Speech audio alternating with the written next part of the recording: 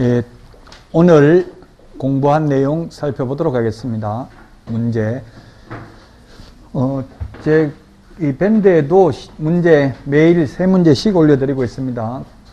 계속 꾸준히 3문제씩 풀어보면 엄청난, 나중에 내면 많은 양이 공부가 될 겁니다. 자, 그러면 오늘 문제 살펴보도록, 오늘 했던 내용 보도록 하겠습니다.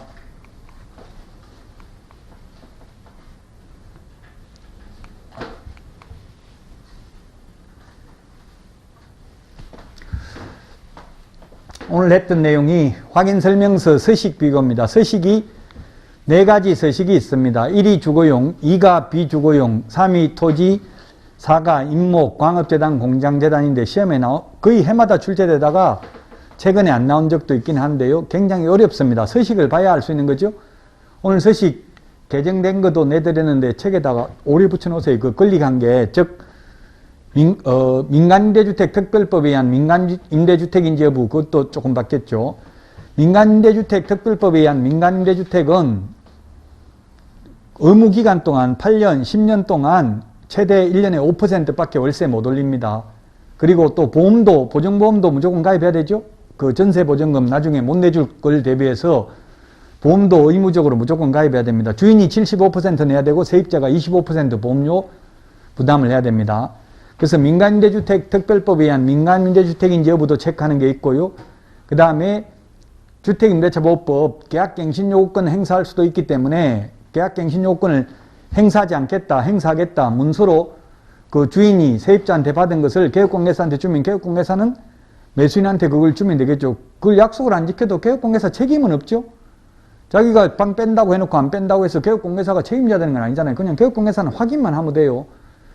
개업공개사가 직접 확인하는 게 아니라 매도인이 확인해가지고 개업공개사한테 주면 돼요. 그럼 개업공개사가 확인했다 체크만 하면 된다고요. 그래서 매수인한테 복사해가지고 주면 되겠죠.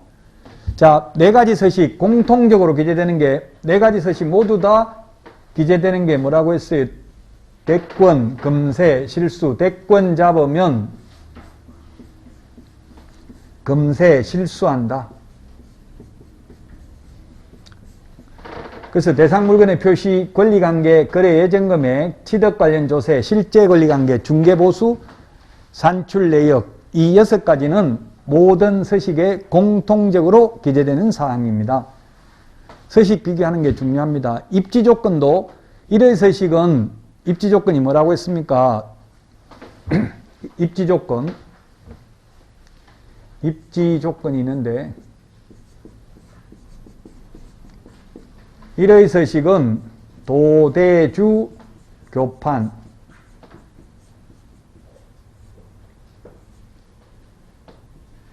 도로, 대중교통, 주차장, 교육시설, 판매, 의료시설이고요. 2의 서식은 도대주, 도로, 대중교통, 주차장만 해당되고요. 3의 서식은 도로와 대중교통만 해당됩니다. 4의 서식은 해당 사항 없다고 했죠? 이 서식이 어렵습니다.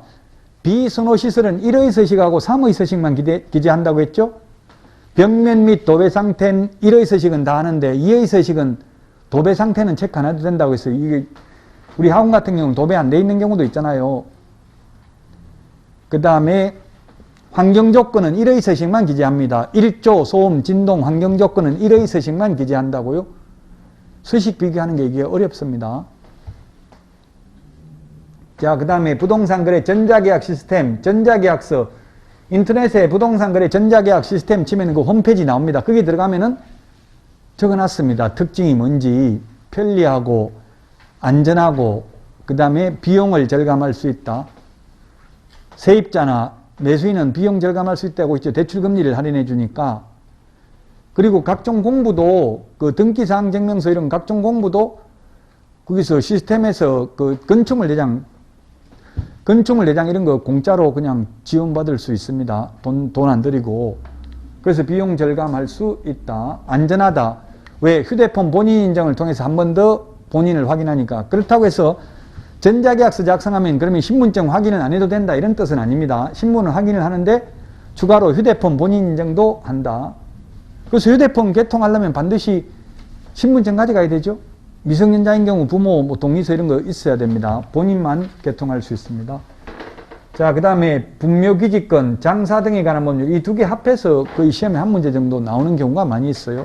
물론 해마다 나오는 건 아니지만, 근데 실무상은 중요하다고. 오래된 묘, 분묘기지권이 생기는 게 세 가지가 있다고 했잖아요. 나무 땅에다가 주인 동의받고 분묘를 설치한 경우, 주인 동의 안 받고 설치해도 20년간 평온공연하게 분묘기지를 점유하고 봉제사한 경우 시효취득을 하게 되고요. 시효취득만 지료를 지급해야 됩니다. 그 다음에 남은 땅에다가 묘 설치해놓고 팔 때 묘 이장한다, 안 한다, 말 안 하면 분묘기지권이 생긴다. 분묘기지권은 2001년 1월 12일까지 설치된 분묘만 인정이 되고요. 장사 등에 관한 법률이 적용되는 2001년 1월 13일 이후에 설치된 분묘는 분묘기지권 인정 안 되고 30년만 매장할 수 있고 한 번 연장해서 60년만 매장할 수 있습니다. 60년 지나면 1년 안에 화장 또는 봉안을 해야 되고 안 하면 이행강제금을 1년에 500만 원씩 2회 범위 내에서 계속 반복 부과징수를 합니다. 분묘기지권하고 장사 등에 관한 법률 가장 큰 차이점이 매장 기간입니다. 분묘기지권은 영구무한히 존속된다고 했습니다. 그 다음에 설치 장소, 분묘기지권은 제약이 없습니다. 근데 장사 등에 관한 법률은 도로가에도 안 되고 주거지역, 상업지역, 공업지역도 안 되고 설치 장소 제약이 있습니다. 분묘기지권은 면적 제약이 없습니다. 정해진 게. 근데 장사 등에 관한 법률은 개인묘지는 30제곱미터 이하, 가족묘지는 100제곱미터 이하, 가족묘지 안에 들어가는 분묘 1개의 점유면적은 30제곱미터, 분묘 1개의 점유면적은 10제곱미터, 30이 아니고 10이죠. 10제곱미터, 합장은 15제곱미터 이런 거 면적 제한을 받는다. 이 두 개의 비교를 해서 정리를 하셔야 된다는 이야기입니다. 자, 그러면 문제 보겠습니다. 시효 취득하는 경우에는 무상지료가 원칙이다. 지료 지급할 필요 없다. 나머지는 지료 지급해야 된다고 했죠? 세 가지, 분묘기지권 취득하는 게 세 가지가 있는데 세 가지 중에서 시효 취득의 경우에만 지료를 지급할 필요가 없습니다. 무상지료가 원칙입니다. 2번 분묘기지권은 권리자가 의무자에 대하여 그 권리를 포기하는 의사표시를 하는 외에 점유까지 포기해야만 그 권리가 소멸되는 것은 아닙니다. 근데 의사표시를 나중에 그런 적 없다 할 수 있기 때문에 이게 문서로 묘이장하겠다 문서로 받아두면 좋겠죠? 꼭 안 되면 녹음이라도 해둬야 됩니다. 그거 안 여러분들 보지 않았습니까? 법관이 대법원장 면담할 때도 녹음기 다 들고 들어가서 녹음 다 해도 불법이 아니에요. 내가 대화자로 참석하는 건 불법이 아니거든요. 그래서 여러분들이 실장으로 근무할 때도 사장하고 이야기하는 거 다 녹음해놔야 돼요. 그래야 나중에, 왜냐하면 사장님들이 월급 잘 안 주는 경우가 많아요. 그만두고 이러면은. 그럼 그만두고 안 주면은 그 녹음된 거, 사장님 이거 녹음되어 있는데 보내드릴까요?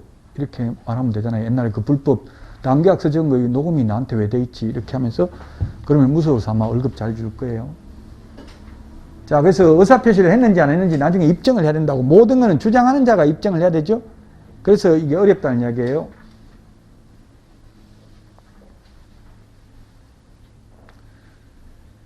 자, 그 다음에 매수인이 착오로 인접토지의 일부를 그의 토지에 속하는 것으로 믿고 점유를 하고 있다면 그 점유 방법이 분묘를 설치 관리하는 것이어도 자주점유에 해당한다.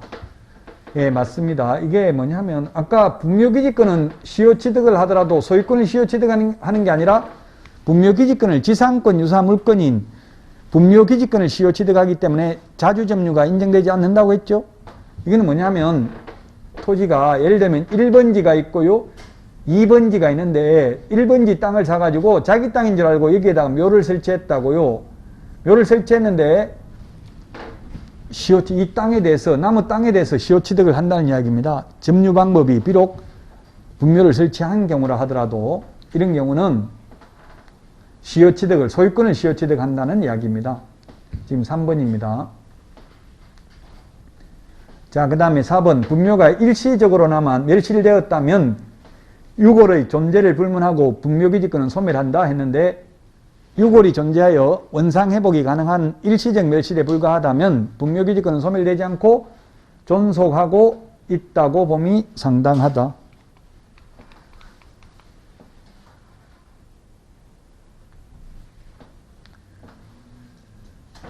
5번입니다. 최종적으로 연장받은 설치기간이 최종적으로 연장받으면 처음에 30년 한 번 연장하더라도 60년 지나고 나면 1년 안에, 2년 안에가 아니라 몇 년 안에요?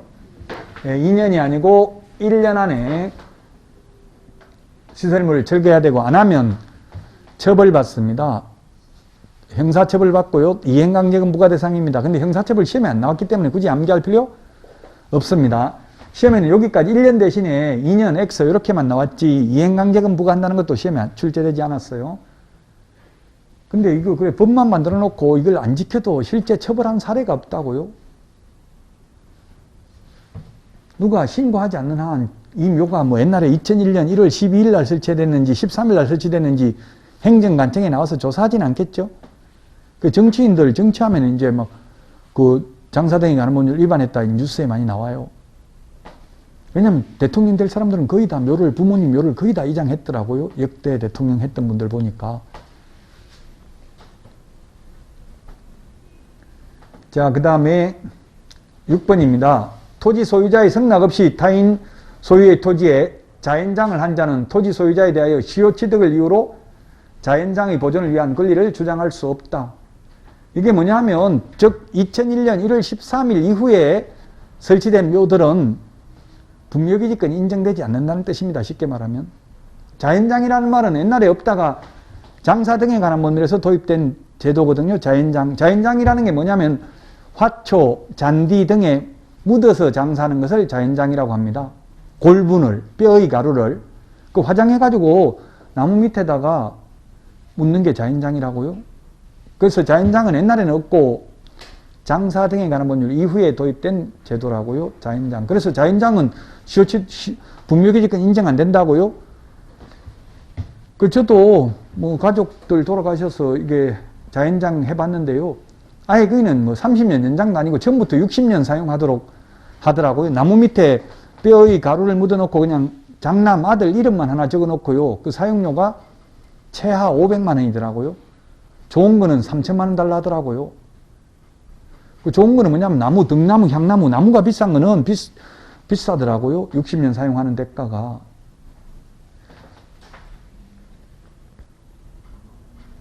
자, 그래서 이제 2001년 1월 13일 이후 사망하신 분들은 분묘기지권이 인정되지 않는다는 이야기입니다.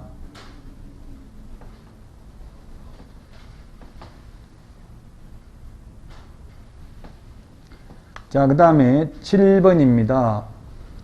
문중 자연장지를 조성하려는 자는, 이게 잘 봐야 돼. 조성하려는 자는 이 말은 미리라는 뜻이죠. 미리. 종중 문중 자연장지는 미리 허가받아야 되는 게 아니라 신고하면 됩니다. 조성하려는 자입니다. 개인 자연장지는 사후 30일 이내 신고하면 되고요. 가족, 문중, 종중 자연장지는 미리 신고를 해야 되고요. 법인 자연장지는 미리 허가받아야 됩니다. 그래서 틀렸고요. 8번 남편의 분묘 구역 내에 처의 분묘를 추가로 설치한 경우 추가 설치 후 30일 이내에 해당 묘지, 표지가 아니고 묘지네, 묘지, 오타네, 오타. 해당 묘지의 관할 시장 등에게 신고하여야 한다. 예, 그렇습니다. 합장을 한 경우에는 맨 마지막에 묘를 설치한 후, 추가 설치 후 30일 이내 사후 신고입니다.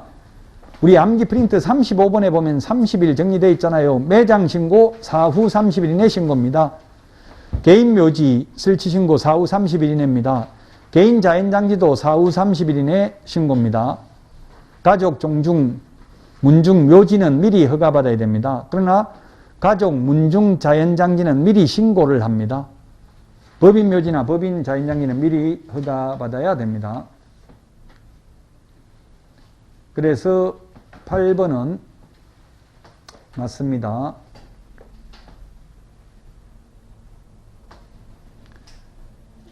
자, 그 다음에 9번. 분묘기지권은 분묘의 수호와 봉사에 필요한 범위 내에서 타인 토지를 사용할 수 있는 권리를 말한다. 예, 그렇습니다.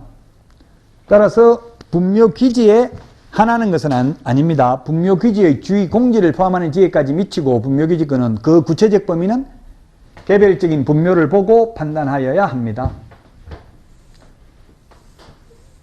따라서 분묘기지에 하나는 게 아니라 이 분묘기지에 하나는 게 아니라 분묘기지 주위의 상석, 비석, 그 다음에 반달 모양으로 둔덕을 조성해 둔 사성까지도 미치지만 반드시 사성까지 미치는 것은 아니다. 이 말은 미칠 수도 있고 안 미칠 수도 있고 개별적인 분묘를 보고 판단해야 됩니다. 분묘기지권 효력이 미치는 범위는 그 다음에 분묘기지권은 봉제사하고 관리하는 한 영구무한히 존속되는 거지 민법의 지상권의 최단기 존속기간의 법리가 적용된다라고 하면 X입니다. 지상권의 최단기 존속기간은 경관 건물 30년, 목조 건물 15년, 공작물 5년이고요. 분묘를 굳이 분류하자면 특수공작물에 해당된다고요. 그렇지만 5년이 아니고 영구무한히 존속된다.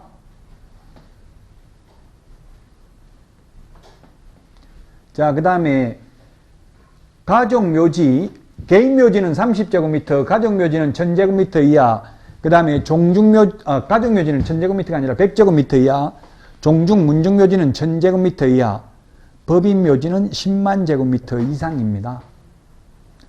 다만 이 가족묘지 안에 들어가는 분묘 1기의 점유면적은 얼마라고요? 가족묘지는 100제곱미터인데 가족묘지 안에 들어가는 분묘 1기의 점유면적은 10제곱미터, 합장은 15제곱미터입니다. 그러면 가족묘지 안에는 10개의 분묘가 들어갈 수 있습니다. 12번 장래의 묘소, 가묘는 분묘에 해당하지 않는다. 시신이나 유골이 매장되어 있지 않는 경우는 분묘기지권이 인정되지 않는다고요. 명당 자리를 미리 잡아놓은 경우. 평장, 암장도 분묘기지권이 인정되지 않는다고 했죠. 그런데 판례는 유발, 유해, 죽은 사람 머리카락이 묻혀 있어도 분묘기지권이 인정됩니다. 판례에 의하면. 명당자리 미리 잡아놔봐야 분묘기지권 인정되지 않는다. 저나 여러분들은 지금 사망해도 분묘기지권 인정 안 돼요. 이제 최대 60년밖에 매장이 안 됩니다. 그러니까 화장하라는 이야기예요. 지금 가까운 중국, 일본 이런 나라 매장 안 됩니다. 법으로 화장해야 됩니다. 일본은 보면 화장해가지고 자기 집 마당에다가 이게 하얀 막대기 이런 거 꽂아놨더라고요. 신사처럼 일본은 신사, 샤머니즘을 믿는 국가잖아요. 원시 종교예요. 그 모든 자기 조상묘도 다 그냥 마당에 있더라고요. 골분만 그냥 묻어놓고 그냥 막대기만 하나 꽂아놨어요. 중국도 마찬가지입니다. 묘 매장 안 돼. 중국도 동북 삼성 저기 완전 산골짜기 심신산골만 묘가 있지. 북경 같은 데 대도시에는 묘 설치 못합니다. 아예. 그 우리나라만 지금 묘 설치하고 있는데 우리나라도 법대로 하면 매장 안 되고 그냥 화장해야 된다고요. 이 법을 완벽하게 지키려면. 근데 현실적으로 처벌을 안 하니까 지금도 매장하고 있죠.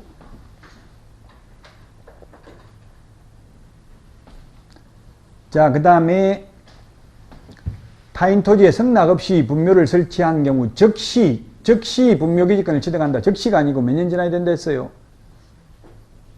20년 지나야 됩니다. 20년간 평온 공연하게 점유한 경우에 시효 취득을 합니다. 민법에서도 우리 소유권 점유 취득 시효 20년이고 등기부 취득 시효 10년이죠. 분묘기지권 점유 취득 시효도 20년입니다. 20년. 옛날에 설치된 묘만 그렇고요. 2001년 1월 13일 이후에 설치된 묘는 분묘기지권 인정되지 않습니다. 14번 평장이 되어 있어 객관적으로 인식할 수 있는 외형을 갖추고 있지 아니한 경우에는 분묘기지권 인정되지 않는다. 평평하게 묻어놓으면 봉분이 위로 이렇게 불룩하게 반달 모양으로 이렇게 둔덕을 조성해야지 그냥 평평하게 평평하게 묻어놓으면은 이게 묘가 있는지 없는지 알 수가 없죠, 일반인들이. 그래서 분묘기지권 인정되지 않는다. 앞매장 밑으로 푹 파고 묻어놓은 경우도 분묘기지권이 인정되지 않는다. 자, 그 다음에 15번 분묘기지권의 효력이 미치는 범위는 분묘기지 자체에 하나는 게 아니라 분묘기지 주위의 공지를 포함하는 지역까지 미치며 그 구체적 범위는 개별적인 분묘를 보고 판단해야 된다. 따라서 사성이 조성되어 있다 하여 사성까지 반드시 미치는 것은 아니다. 미칠 수도 있고 안 미칠 수도 있고 반드시 미치는 것은 아니다. 이거 해석을 안 미친다고 해석하는 분이 있는데 그게 아니고 미칠 수도 있고 안 미칠 수도 있고 이 뜻이라고요. 반드시 미치는 것은 아니다. 이 말은. 그 다음에 평장의 경우에도 유골이 매장되어 있는 경우 분묘기지권 인정된다 했는데 평장, 암장은 인정되지 않습니다. 봉분이 있어야 됩니다. 관서법상 공시방법은 갖추고 있어야 됩니다.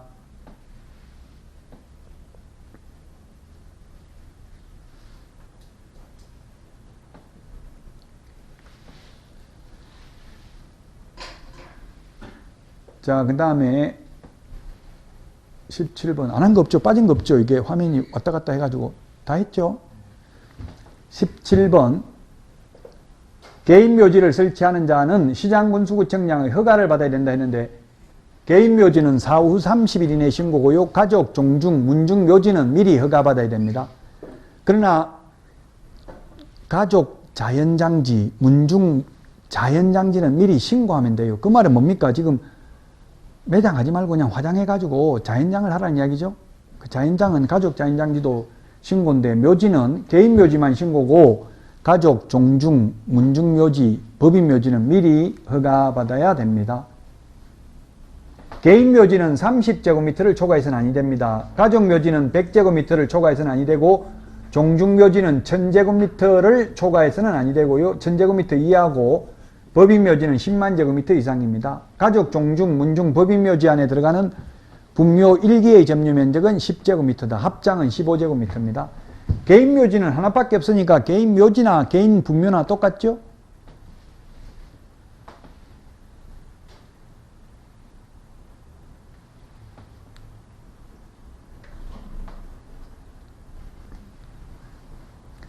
가족 묘지 1기 및 그 시설물의 총 면적은 합장을 하는 경우에는 20제곱미터가 아니라 15제곱미터까지만 가능합니다.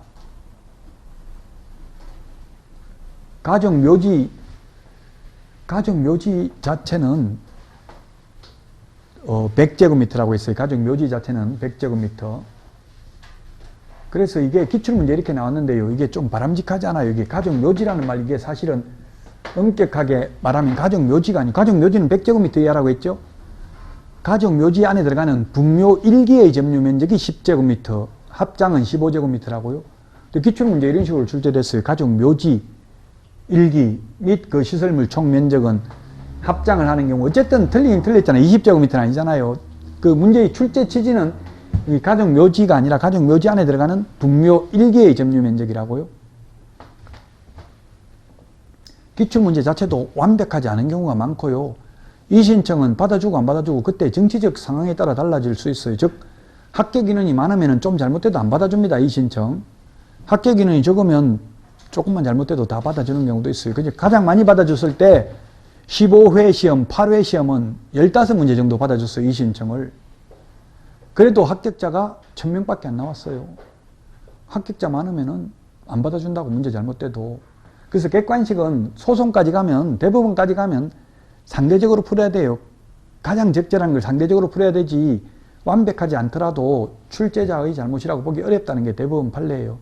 신이 아니고 인간이 하는 거니까 조금 다소 잘못됐다 하더라도 객관식은 상대적으로 가장 틀린 걸 골라야 된다. 가장 옳은 걸 골라야 된다. 만약 옳은 거면. 20번 장사 등에 관한 법률 시행 후면 토지 소유자의 승낙을 얻어서 분묘를 설치한 경우에도 설치기간 제한은 받는다. 맞죠?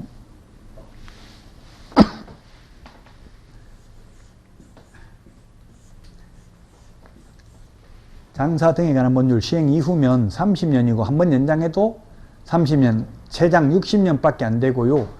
2001년 1월 12일까지 사망하신 분들은 분묘기지권이 인정되니까 영구무한히 존속된다고요. 가장 큰 차이점, 장사 등에 관한 법률과 분묘기지권의 가장 큰 차이점이 설치기간, 설치장소, 설치면적 세 가지가 차이가 난다고요.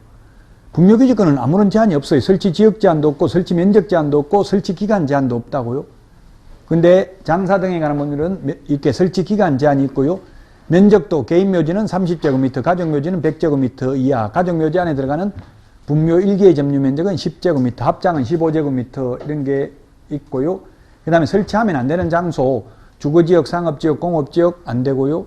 녹지지역은 되는 곳도 있고 안 되는 곳도 있고, 백두대간 보호지역, 사방지, 요종구규림 다 안 된다고 했습니다. 침수 붕괴 우려가 있는 지역, 지자체 조례가 정한 지역 안 됩니다. 안 되는 지역 다 빼고 나면 할 때 하나도 없습니다. 지금 수리산 꼭대기에 지금 묻어놔도 직선거리로 지금 전부 다 500m 안에, 지금 300m 밖에 안 되잖아요. 지금 높이가 500m 안에 다 들어가거든요. 그러니까 안 된다고요. 수리산 꼭대기에 묘 설치하는 것도. 근데 수리산에 올라가면 묘 많이 있어요, 없어요? 엄청나게 많아요, 묘. 바로 그 도로가에 그 다 만약에 옛날에 설치했기 때문에 근데 거의 다 불법이에요. 보니까 이장한 게 많더라고. 이게 산에 올라가 보면 수도권에 있는 산 이장하면 다 불법이에요. 옛날에 이장하기 전에 2001년 1월 13일 전에 설치했다면 불법은 아니죠. 그 이후에 이장하면 다 불법이라고요. 이 법에 위반된다고요. 자, 그래서 20번 옵니다.